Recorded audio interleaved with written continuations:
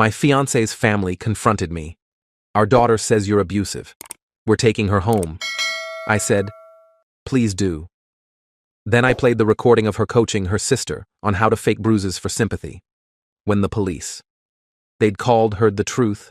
I, 31 male, need to write this down before my hands stop shaking. This literally happened 2 hours ago. My fiancé and I have been together for 4 years, engaged for 6 months. Wedding's supposed to be in 3 months, or was. Past tense now, I guess. Last week, she started acting weird, pulling away when I'd hug her, flinching dramatically when I'd reach for something near her.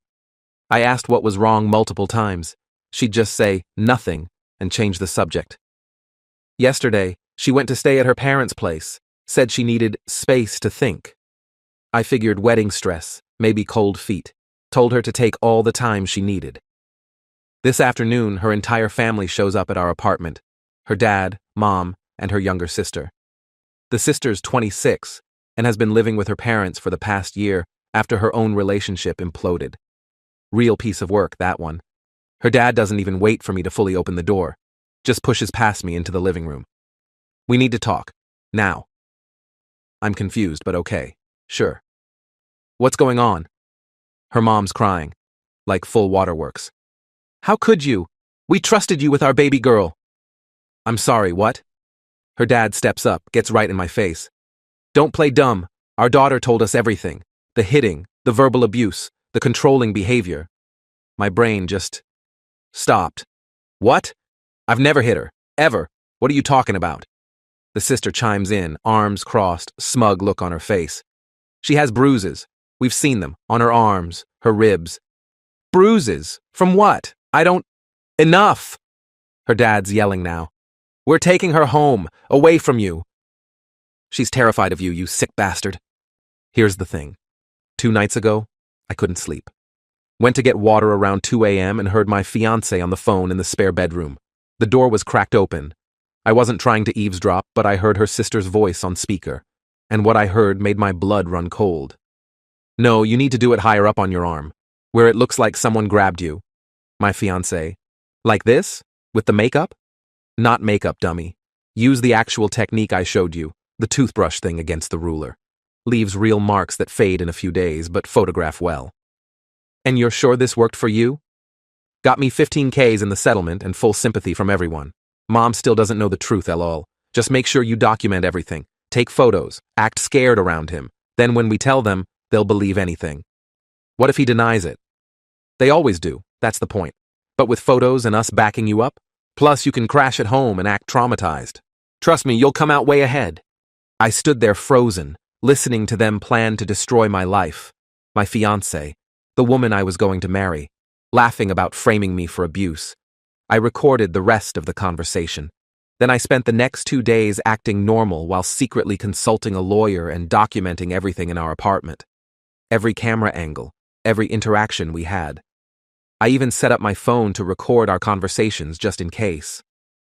So when her dad's standing there calling me an abuser, I'm weirdly calm. Okay, I say.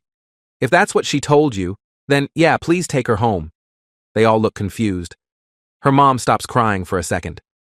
That's it? Her sister looks almost disappointed. You're not even going to defend yourself? Nope. If she wants to leave, she should leave. In fact, let me help. I go to our bedroom, grab the suitcase she'd already packed, noticed it this morning, and bring it to the living room. Here, I assume she'll need this. Her dad's getting red in the face. That's all you have to say, after what you did? What exactly did I do, specifically? Her mom. You know what you did. The bruises, the yelling, making her feel trapped. Interesting. And you've seen these bruises? Of course we have. Don't try to... Because I'd love to see them too, since I apparently caused them. Her sister jumps in. She doesn't need to prove anything to you. We believe her. Cool, cool, cool. I pull out my phone. Before you go, there's something you should hear. I play the recording. The whole thing. 4 minutes of my fiancé and her sister planning to frame me for domestic violence. The room goes dead silent except for their voices coming from my phone speaker. Use the toothbrush thing against the ruler. Got me $15K in the settlement. Act traumatized.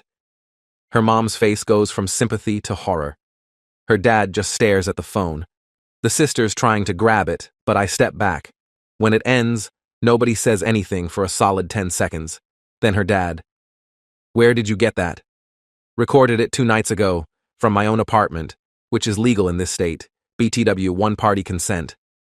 Her sister's scrambling now. That's out of context. That was just what? Just my fiancé and you planning to fake abuse allegations? Yeah, that's exactly what it is. Her mom's crying again, but different now, like she's realizing something. Is this true? Did you help her fake this? The sister. Mom, no. He's twisting it. I'm twisting the recording of your actual voices? Okay. There's a knock on the door. Hard, official knock. Her dad smirks. That'll be the police. We called them on the way over, told them there was an active domestic violence situation.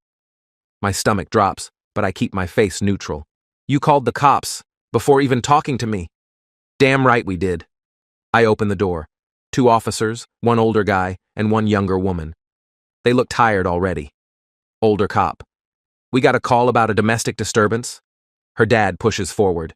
Yes, this man has been abusing our daughter. She has bruises, she's terrified. The female cop holds up her hand. Sir, let us handle this. Where's the alleged victim? She's not here. She's at our house. Safe. The cops look at each other. Younger one. So there's no immediate danger right now? No, but... And the alleged victim isn't present? We have photos, and our other daughter witnessed the abuse. I speak up. Officers, before this goes further, there's something you need to hear. I explain the situation calmly. Tell them about the recording. Offer to play it. The older cop looks skeptical, but nods. All right, let's hear it. I play the recording again. Watch their faces change as they listen. The female cop's expression goes from neutral to disgusted. When it ends, she looks at the family. So let me get this straight. You're here claiming abuse, but this recording suggests the alleged victim was planning to fabricate evidence? Her dad's stammering now. It's not what it sounds like. It sounds like conspiracy to file a false police report and possible fraud. The older cop's not smiling anymore. That's a serious crime, folks. The sister's freaking out. You can't arrest us, we didn't do anything. Nobody's getting arrested right now, the female cop says. But we're going to need to investigate this properly. This recording is evidence of potential criminal activity. I hand them my phone. I can email you the file. I've also got it backed up in 3 places. Her mom finds her voice. This is a misunderstanding. Maybe they were just joking. Ma'am, planning false abuse allegations isn't a joke. It's illegal, and it wastes our resources on fake cases while real victims need help. The cops take everyone's information. Tell the family they'll be in contact. Warn them against contacting me or interfering. Then they leave, and the family's just standing there. I break the silence. Get out of my apartment. Her dad tries one more time. Look, maybe we overreacted.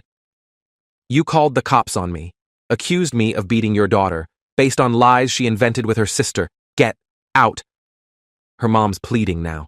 Can't we just talk about this? Sort it out? The wedding? There's no wedding. There's no relationship. There's nothing. Your daughter tried to destroy my life for... what? Money? Sympathy? Entertainment? The sister mutters. This is so unfair. I actually laugh. Unfair? Unfair? You coached someone to fake domestic violence. Do you have any idea what that does to actual victims? To people who really suffer abuse? I just wanted to help my sister. Help her commit fraud. Help her ruin an innocent person. Yeah, Sister of the Year right here. They leave. Finally. Take the suitcase with them.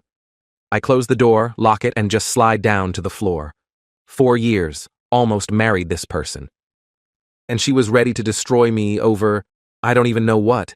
The recording didn't mention why, just how. My hands are still shaking. But at least the cops know the truth. At least I have proof. Gonna call my lawyer tomorrow. Tonight I'm just trying to process that my whole life almost exploded. Holy crap. I didn't expect this to blow up. Thanks for all the support, but also, thanks for the reality checks. Some of you pointed out stuff I hadn't even considered yet. So here's what's happened since. The day after the confrontation, I got a text from my fiancée, from a number I didn't recognize, so she must have used someone else's phone. "We need to talk. This is all a huge misunderstanding. I love you. Please call me." I screenshot it and sent it to my lawyer. Didn't respond. Then her mom called. I let it go to voicemail. She left a 3-minute message crying and begging me to think about the family and not destroy my daughter's lives over a mistake. A mistake. That's what she called planning false abuse allegations. A mistake. My lawyer, who's this no-nonsense woman in her 50s, called me the next morning. "Don't engage with any of them at all. Forward me everything. Every text, email, voicemail, everything." She also told me something I hadn't considered. Even though I have the recording, there's still going to be fallout. In situations like this, the initial accusation sticks in people's minds, even when proven false. She was right. 2 of our mutual friends texted asking if I was okay and if I needed to talk to someone, the implication being that I'm the problem. When I tried to explain what really happened, one of them said, "That's what they all say," and blocked me. My ex-fiancé's best friend posted on social media, "Supporting my girl through a really hard time, sending love and strength. If you know, you know." The comments were full of people bashing me. "He seemed so nice. Abusers always hide it well. Hope she's safe now." I wanted to respond. My lawyer said absolutely not. Let them show their cards, every post, every comment, it all helps your case. Case. Because yeah, it's officially a case now. The cops followed up.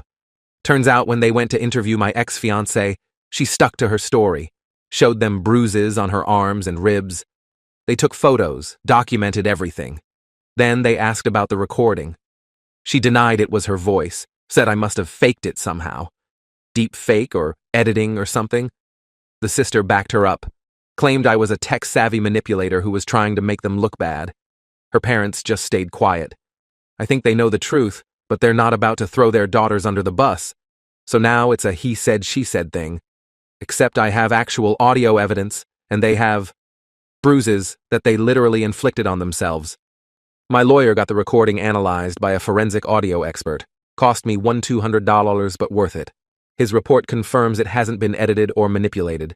It's genuine, unaltered audio of 2 people planning fraud. Here's where the entitlement really ramped up, though. Yesterday, I got served with a restraining order request. My ex-fiancée is claiming she's in fear for her safety and needs legal protection from me.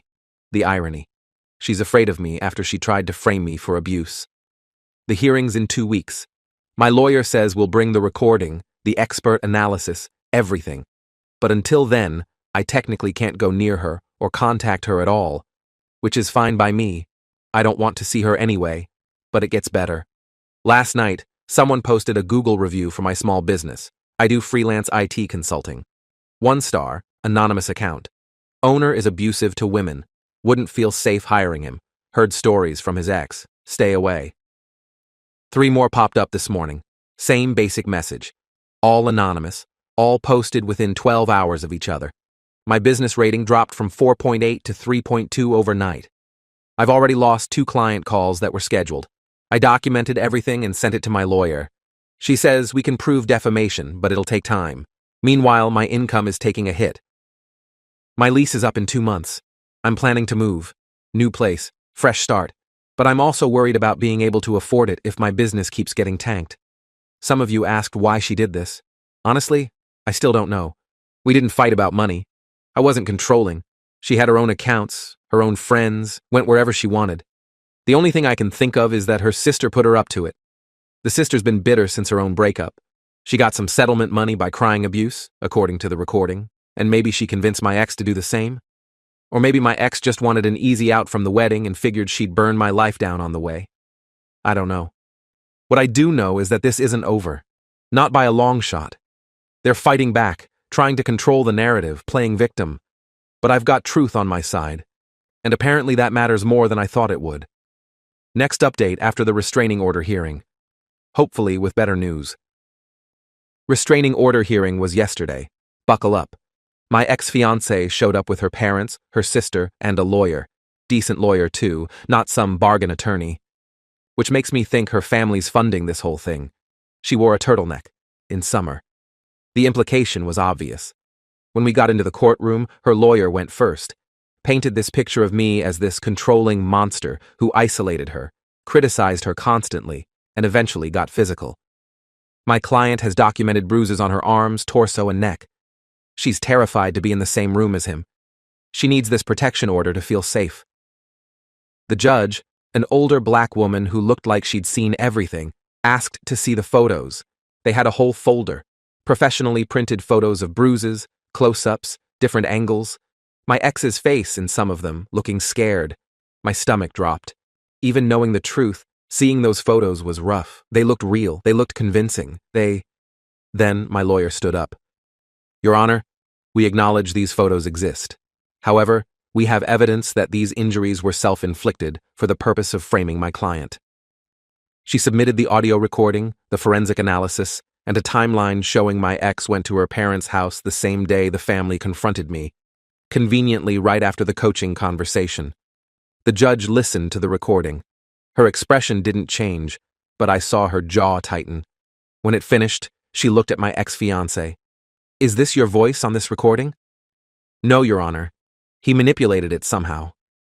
The forensic analysis shows no manipulation. Then he hired someone to impersonate me. You would never discuss faking bruises with your sister? My ex-fiancé's lawyer jumped in. Your Honor, even if this recording is genuine, it doesn't prove that the bruises seen in these photos are fake. My client may have been discussing a hypothetical situation or she followed through with the plan detailed in the recording, my lawyer cut in. The timeline matches perfectly. The bruises appear right after this conversation, and my client has evidence that he and the petitioner had minimal physical contact in the days leading up to these allegations. We had security camera footage from our apartment building showing us leaving and entering separately, no arguments, no physical altercations. I'd also pulled our text messages showing normal, affectionate conversations right up until she asked for space. The judge reviewed everything for what felt like forever. Finally, she spoke. I'm denying the restraining order. The evidence suggests these allegations may be fabricated. However, I'm ordering both parties to maintain distance from each other pending the criminal investigation. Mutual, no contact. My ex-fiancé's lawyer tried to object, but the judge shut it down. Counselor, if your client genuinely believes she's in danger, she can work with law enforcement on the ongoing investigation. But I will not issue a restraining order based on potentially false allegations. That's not what this court is for. We left the courthouse separately. I thought that was it. But nope. That night, my landlord called. Hey, I need to talk to you about something. Apparently, someone, wouldn't say who but we both know, filed a complaint with the property management company claiming I was a danger to other residents. Said I had a history of violence and shouldn't be allowed to renew my lease. My landlord's known me for 3 years. He doesn't believe it, but his hands are tied. The company's policy is zero tolerance for domestic violence allegations. I'm really sorry, man. I know this is BS, but corporate's making me give you notice. You've got 60 days. So now I'm being forced out of my apartment because of false allegations that didn't even stick in court. My lawyer says we can fight it, but it'll take longer than 60 days and probably cost more than it's worth. Fine. I started apartment hunting. Then came the employment drama. I got a call from my biggest client. They're a mid-size company I do ongoing IT work for. The CEO wanted to meet in person. I showed up thinking it was about a new project. Nope. Listen, this is awkward, he starts. We received some concerning information about you. My chest tightens. What kind of information? Anonymous tip. Said you're under investigation for domestic violence. Included screenshots of social media posts about it. Those posts are based on false allegations. I can prove. I believe you. I do. But our legal team is worried about liability. If something happens and it comes out, we knew about this and still worked with you. Nothing's going to happen. The restraining order was denied. The judge saw the evidence. It's not about what I believe or what a judge rules. It's about perception. I'm sorry, but we're going to have to pause our contract, at least until this all gets resolved. That was $4,000 a month in steady income. Gone. I've lost 3 other smaller clients too. One just stopped responding to emails. Another sent a curt message about going in a different direction. The third straight up said they didn't feel comfortable working with me. My business is bleeding out, and there's nothing I can do about it except wait for the legal system to work. Oh, and the sister? She's apparently telling everyone I threatened her during the initial confrontation. Never happened, but try proving a negative. My ex-fiancé's social media is full of vague posting. Staying strong, truth always wins, believe women. The comments are disgusting. People calling for my business to be shut down, saying I should be in jail, hoping I get what's coming to me. Some gem comments. Men like this always play the victim. He probably recorded that conversation after threatening her. Why are we believing a man over a woman in 2024? Nobody asks for proof. Nobody questions the narrative. They just pile on. But here's the thing that keeps me going. The detective assigned to the case called yesterday. We've completed our investigation. The audio evidence is solid. Your ex-fiancée and her sister are going to be charged. Charged with what? Filing a false police report, conspiracy to commit fraud, potentially criminal defamation. The DA's office is reviewing it now. How long until charges are filed? Few weeks, maybe a month.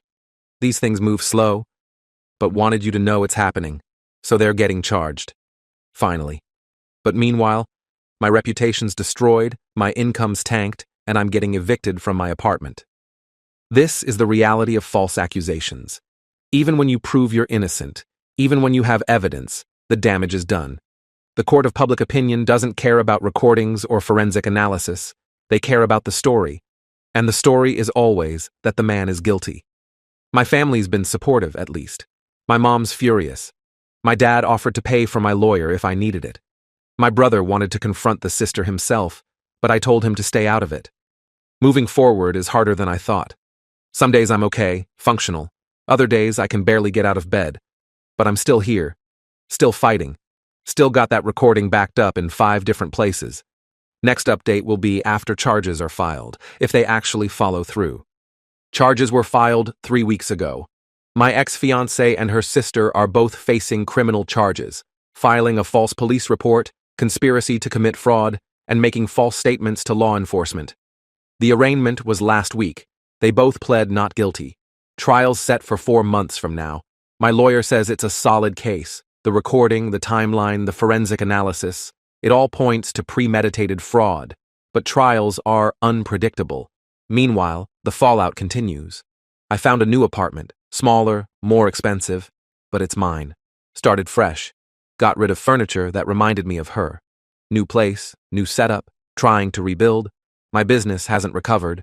I'm down to maybe 40% of my previous income. Had to dip into savings to cover bills. Applied for some full-time positions, but 3 interviews got weird when they Googled my name and found the social media garbage. One interviewer straight up asked about the allegations. I explained the situation, showed him the court documents denying the restraining order. He nodded along, but I didn't get the job. The Google reviews are still there. I reported them multiple times, but Google won't remove them without a court order. My lawyer says we can get one eventually, but it's not a priority compared to the criminal case. Here's what really gets me. I'm the victim of attempted fraud and defamation, but I'm the one who lost my apartment, my income, and my reputation. They're facing charges, sure, but their lives are basically the same. My ex-fiancée still lives with her parents, still posts on social media, still has her job. Her friends still support her. The sister's working some retail job, living her life like nothing happened, and I'm rebuilding from scratch. Some of you asked if I feel vindicated now that charges are filed. Honestly? No. I feel tired. Vindication would be getting my life back, my business back, my reputation back. The charges don't do that. But I did learn some things. 1. Document everything. If I hadn't recorded that conversation, I'd be completely screwed right now. Nobody would believe me. 2. The system is brutally slow. This started 2 months ago, and we're still months away from trial. 3. False allegations destroy lives even when they're proven false. There's no quick fix for a ruined reputation. 4. Some people will never believe you. Doesn't matter how much proof you have. They've picked their side. I lost friends through this. People I'd known for years just disappeared. Either believed her story or didn't want to get involved. The ones who stayed are real ones, though. My best friend has been checking on me weekly. My family's been solid. A few clients who've known me for years reached out offering work. Slowly, carefully, I'm rebuilding. New business website, new marketing, focusing on referrals from people who actually know me. It's working. Kinda. I got 2 new contracts last week. Not huge, but it's something. The detective called with an update. Apparently, during her police interview, my ex-fiancée claimed I was psychologically abusive, even if I never hit her. Moved the goalposts when the physical abuse claims fell apart. Her lawyers trying to paint the recording as taken out of context, arguing that her discussing bruise faking with her sister doesn't prove she actually did it. Except we have the photos timestamped right after the conversation, and zero evidence of me causing those injuries. And her own words on tape saying, the toothbrush thing. My lawyer's confident. But confidence doesn't pay bills or fix reputations. I went on 1 date last week, first time putting myself out there. It went okay until she asked about my previous relationships. I kept it vague, but she Googled me afterward and found the posts. She texted, "Hey, I had fun, but I don't think this is going to work out. Good luck with everything." Cool. So dating's probably off the table for a while too. Someone asked what the wedding would have cost. We'd already put down deposits. Venue, $5,000. Photographer, $2,000. Catering deposit, $3,000. Most of it was non-refundable. I'm out $10,000 for a wedding that never happened, plus another $8,000 in legal fees so far, plus lost income from the business damage. The financial hit alone is brutal, but the emotional and social damage, that's the part that keeps me up at night. This woman I loved, planned a future with, was ready to destroy me, and she almost succeeded. The hardest part is accepting that I'll never really know why. Was it her sister's influence? Cold feet about the wedding? Some resentment I never saw? I've stopped trying to figure it out. There's no good answer. As for where things stand now, criminal trial is in 4 months. I'm slowly rebuilding my business. Found a new place and trying to make it feel like home. No contact with her or her family. Easy since that's court-ordered. Trying to move forward 1 day at a time. People keep asking if I'm dating or if I'll ever trust again. Honestly, I don't know. Right now, I'm just focused on surviving this. The trial will happen. Maybe they'll be convicted, maybe not. Either way, my life won't magically go back to normal.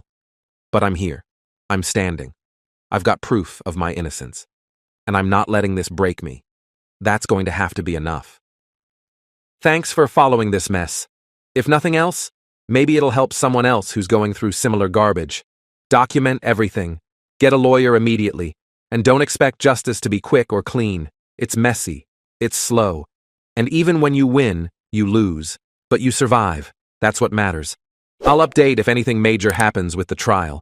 Until then, I'm just living my life and trying not to let them take anything else from me. Peace out.